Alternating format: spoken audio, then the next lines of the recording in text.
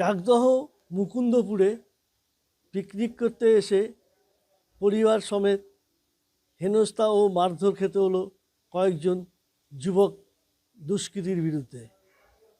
ঘটনাটি পিকনিকের সময় ঘটে। তারপরেই যেটা জানা যায় যে মহিলাদের পর্যন্ত মারধর করা হয়, এমনকি অন্তঃসত্ত্বা মহিলাকেও পেটে লাথি মারা হয় বলে অভিযোগ। তাদের কাছ থেকে মোবাইল এবং সোনার চেনও ছিনতাই করে।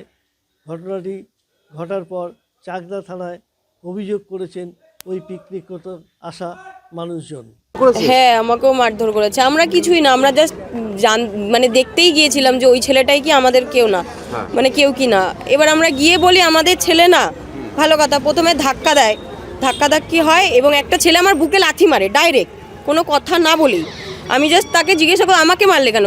যখনই বলতে চাই হুট করে ও যখন বলে যে আমি প্রেগনেন্ট, ওকে বলে কি আরও পেটে বেশি করে লাথি মার, পেটে লাথি মার। হ্যাঁ, ডাইরেক্ট আমাকে ওরকমভাবে আমার বুকের মধ্যে হাত পর্যন্ত দেয় 2-3 জন ওরকমভাবে, ওই ঠেলাঠেলির মধ্যেই দেওয়ার পরে ও যখন বলে প্রেগনেন্ট, আমি যখন ওকে বাঁচাতে যাই তখন আমাকে পেটে চাপ দিয়ে আমার পেটে পা দিয়ে চিপে দাঁড় করিয়ে রেখে দিয়েছে।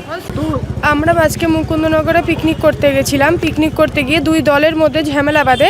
সেখানে আমাদের এক ছেলেকে গুরুতরভাবে মারার পরে আমরা তখন যেই আমাদের ছেলেকে ঠেকাতে গেছি তখন আমার হাজব্যান্ডকে ধরেও মারার পরে এবার ঠেকাতে যাওয়ার পরে আমি প্রেগনেন্ট, আমি বলছি আমাকে ছাড়ুন। আমাকে কি করছে ফেলে লাথি এই সেই করার পর লাথি মেরেছে পেটে। বলেছে যে পাশ দিয়ে মেয়ে ছেলেরাও বলছে যে প্রেগনেন্ট মহিলা আরও বেশি করে মার। আমি যখন বলেছি যে আমি হাজব্যান্ডকে যে থানায় যাব, তখন থানায় আমার কি করবে, থানার কোনো বড় বাপ থাকলে আমার কাছে নিয়ে আসিস, তোরা যদি থানায় যাস রাত্রিবেলা তোদের বাড়িতে গিয়ে আগুন জ্বালিয়ে দেবো, চাকদা ছাড়া করব, বাড়িতে গিয়ে উৎপাত করব, এইসব বলেছে। বলার পরে তারপরে আবার গুরুতরভাবে মেরে আমার কাছে টাকা পয়সা ছিল প্রায় আনুমানিক 12,000 টাকা মতনও ছিল, সেগুলো ওরা নিয়েছে। মেরে পেটের মধ্যে লাথি মেরেছে, মেরে ফেলেছে। তারপরে আমার হাজব্যান্ডকে মেরেছে। তারপরে আমার হাজব্যান্ডের নাক থেকে মুখ থেকে রক্ত বেরিয়েছে। আরও যারা ছিল তাদের মেরেছে, একজনকে মেরেছে, আরও একটা মেয়ে ছেলেকে মেরেছে, সবাইকে মেরেছে ওরা।